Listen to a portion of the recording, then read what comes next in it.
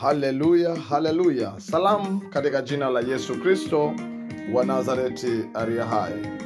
Ni asubuhi nyingine ambayo Bwana ametupa. Karibu katika mkate wa asubuhi, ukiletwa kwako nami Imani Oscar Katana. Na tumshukuru Mungu. Mungu wetu mtenda ishara, miujiza na maajabu. Tunakubariki na kukuheshimu kwa ajili ya siku nzuri hii ambayo umeifanya.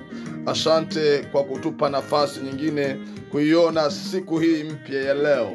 Libarikiwe jina lako lipitalo majina yote.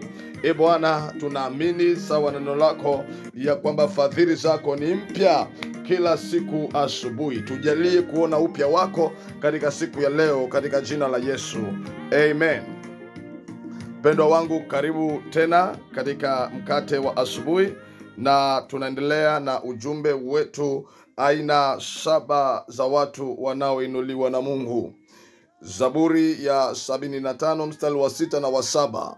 Siko mashariki wala magharibi, wala siko nyikani itokako heshima, bali Mungu ndiye hukumuye, humdhiri huyu na kumwinua huyu.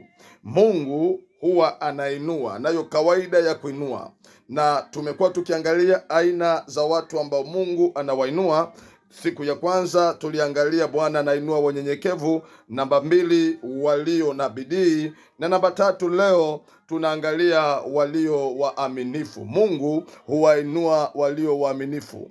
Pendwa wangu, uaminifu kwa Mungu na kwa watu huwa unainua. Hakuna mtu ambaye angeweza au angependa kufanya kazi na mtu ambaye ni mjanja. Bwana anapenda walio waaminifu. Wakati Yesu yupo katika Injili ya Luka 16 mstari wa 10, maandiko yanasema, aliye mwaminifu katika lililo dogo sana huwa mwaminifu katika lililo kubwa pia, na aliye dhalimu katika lililo dogo huwa dhalimu katika lililo kubwa pia.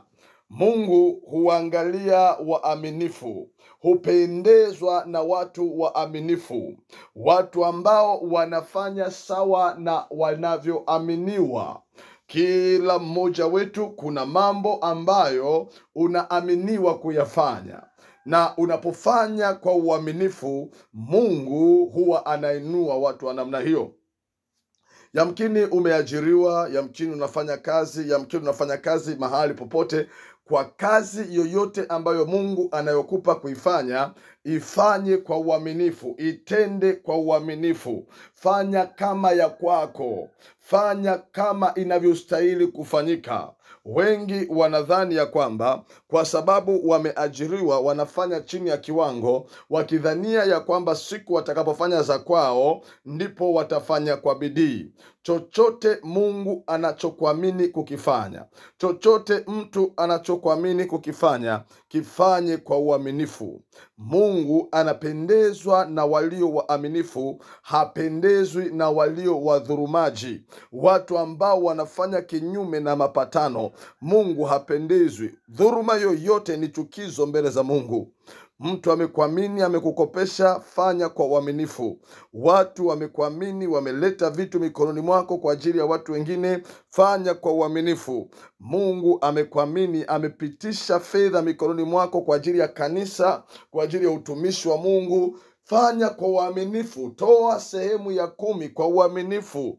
Namna yeyote kufanya kinyume, maana yake unakataa kuinuliwa na Mungu. Wote walio waaminifu, kama Daudi alikuwa na kondoo wachache wa baba yake, lakini aliwachunga kwa uaminifu kiasi cha kwamba alikuwa tayari kuutoa uhai wake kuwapambania kondoo wa baba yake. Mungu alipouona moyo wa Daudi, akasema tokea mbali ya kwamba nimemuona Daudi mwana wa Yese, mtu atakayetenda mapenzi yangu yote. Nimemuona mtu mwaminifu. Kama ni mwaminifu kwa kondoo, aweza kuwa mwaminifu kwa watu wangu. Ndivyo ilivyo hata sasa. Chochote Mungu anachokupa kukifanya, mtu wa Mungu, kifanye kwa bidii, kifanye kwa weledi, kifanye kwa uaminifu. Kuwa mwaminifu kwa hao wanafunzi mwalimu. Wafundishe ipasavyo. Usijidai mjasiriamali unaacha vipindi eti unakwenda kuchakalika. Kama unataka kuchakalika, kachakalike. Lakini usiibe muda wa attention kwa watoto ambao wazazi wamewaleta kwako, ambao taifa limekuamini wafundishe kwa kujiona mjasiriamali. Kufanya hivyo unakuwa sio mwaminifu kwa Bwana na huwezi kuinuliwa na Mungu. Ndio maana unakuta miladi haiendi na huku kazini promotion haipo, kwa sababu hujawa mwaminifu. Asubuhi ya leo, angalia ni eneo gani ambalo haujawa mwaminifu. Jichunguze na umwambie Roho Mtakatifu akusaidie. Kuanzia leo, ukipata uaminifu, umepokea ngazi ya kuinuliwa na Bwana. Na tuombe. Mungu mwenye nguvu, tunakushukuru kwa ajili ya ujumbe huu.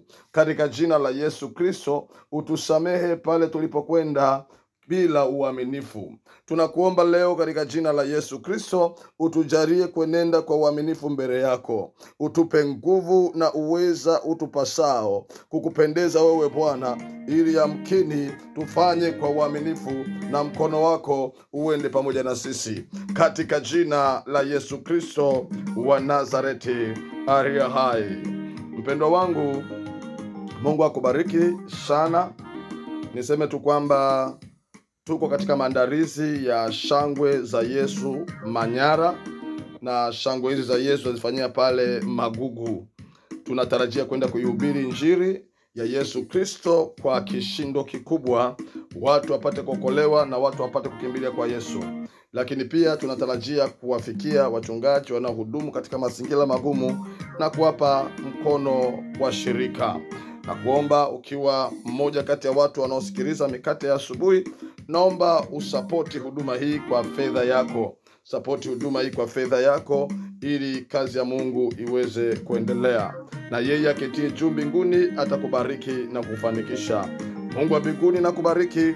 Mungu wa mbinguni na akutende mema katika jina la Yesu Kristo wa Nazareti aliye hai. Maana Mungu wetu ni moto ulao. Barikiwa.